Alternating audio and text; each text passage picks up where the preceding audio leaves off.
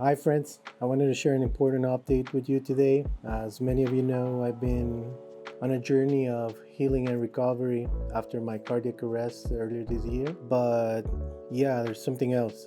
While I was in the Indusco mine, Pomona Valley Medical Center, they were trying to find out what's going on. Why did I suffer a cardiac arrest? They couldn't tell. It was very strange. So as part of the testing, they perform an MRI of my brain. They thought I was having seizures or I had an electrical problem with my heart, or between my heart and my brain. Well, no evidence of seizures or electrical issues at that point. They found a tumor I mentioned on one of my previous videos. I do have a tumor on the left side of my brain. Well, it's acoustic Mona. So my left side of my brain here, right behind my ear. It's a rare known cancerous tumor near the nerve that affects hearing and balance. So it's an important nerve though. So I was told that it grows right underneath the nerve, like right behind the internal ear, but it's either underneath the facial nerve or on the side.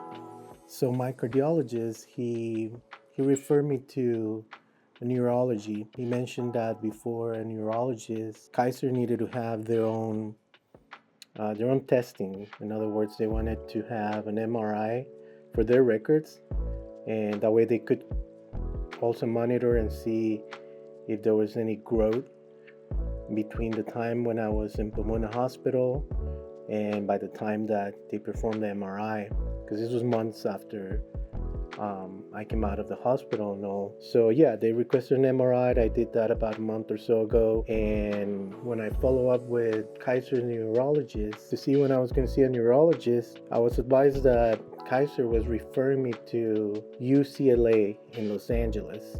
They referred me to the neurosurgery department, and I needed to call them, set up an appointment, which I did. And they scheduled me for a visit with a neurosurgeon in UCLA. The original appointment was for July 1st, but I received a call from UCLA on June 26th, and they explained that the neurosurgeon that reviewed my imaging and all the details, he decided that he was going to hand over my case to one of his colleagues, another doctor that's more specialized in this type of tumors. And I did some research because I wanted to know why UCLA and then why with this other doctor. So yeah, I did some research and learned that for over 20 consecutive years, US News and World Report has recognized UCLA Neurology as one of the top programs in the nation, not just in California, but in the nation. I also did some research on this new neurosurgeon that I was told is more specialized or more experienced. And yeah, sure enough, he's definitely an expert.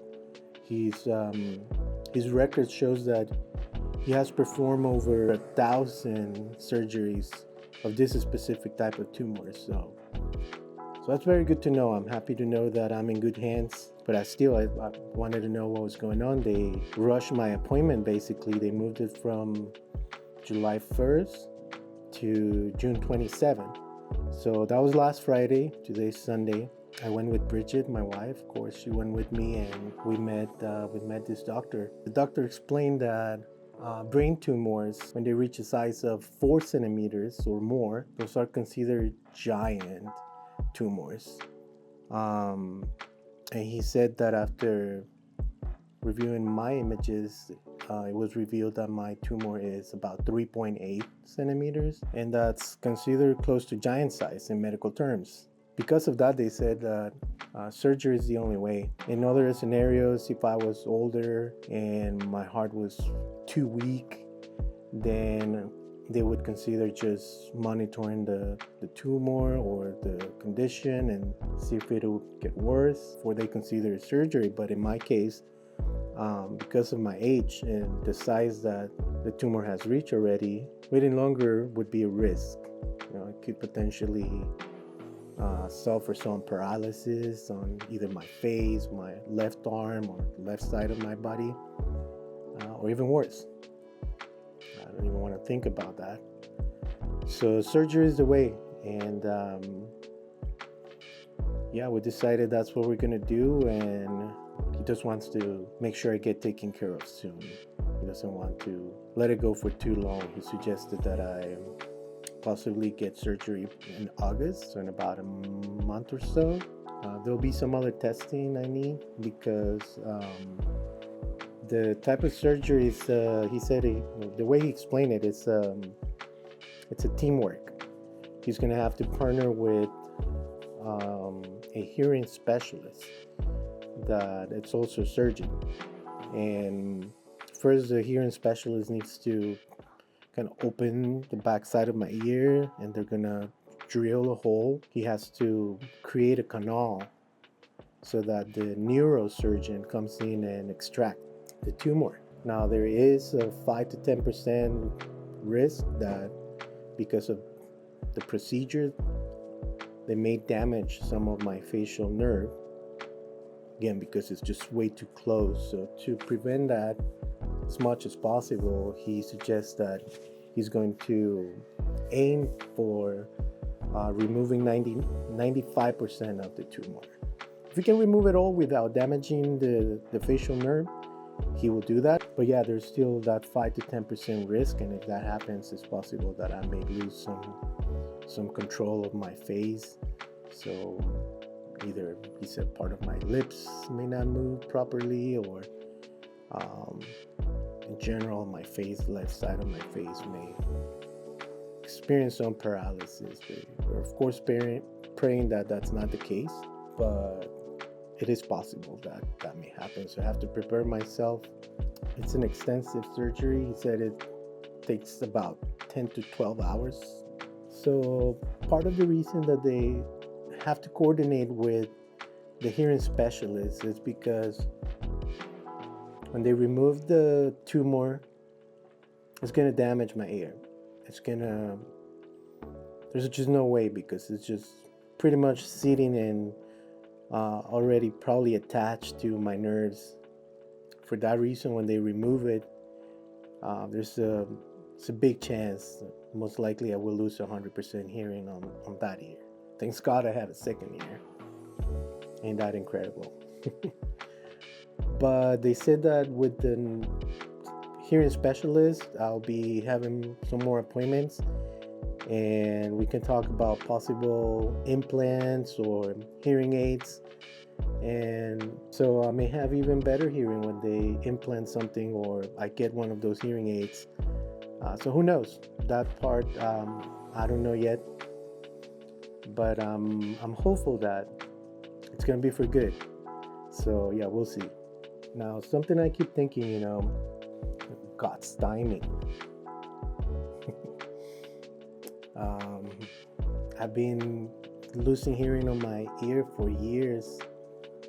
Back in Costa Rica about 10 years ago, I did some testing, and all they said is I have just some hearing loss. They didn't really look into what caused the hearing loss. They said possibly just exposure to loud noises or music, headphones, or speakers. I thought it was because I used to play in a band, and just exposure to loud speakers could have damaged my hearing. So at that point, that's what they say, oh yeah, that's what it is. But otherwise, if it wasn't because I had a cardiac arrest, because doctors at the Pomona Hospital decided to perform an MRI, people don't get MRIs every day. It's not that normal that a doctor will ask you to take the tests. And if it wasn't because of that MRI, I wouldn't know. So again, I believe God's working. He's still working on my recovery. He works in amazing ways. Some may think of like, oh wow, you had to go through a cardiac arrest, but it's possible that's what it took for me to find out what was wrong with my hearing and realize that a bigger problem was going on. If I left this tumor on check. It could have potentially have some permanent damages in my body and like even death. So yeah, continue praying and trusting that God's working on it and that He never fails. He never has, He never will. So my trust is that this will be just another challenge that I have to go through, but with hope and prayer, the results are going to be good. So I'm staying positive. I'm thankful for Bridget. She's always by my side. She went with me all the way to LA. She took the day off.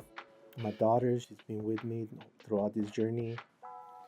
You know, the rest of my family and my friends and all of you who are watching. Thank you. Thank you for your prayers. Thank you for walking with me in this journey. I know God has purpose in my life, and I'm grateful that He's giving me the second chance again and talking to me in so many ways. And now, even at this point, finding out about this tumor and getting some of the best doctors around to work on my case, there's no coincidence on those things. It's amazing. So thank you again. I'll keep you posted. I appreciate your prayers. I appreciate your good vibes. To all my friends and family, thank you. I love you guys. Peace.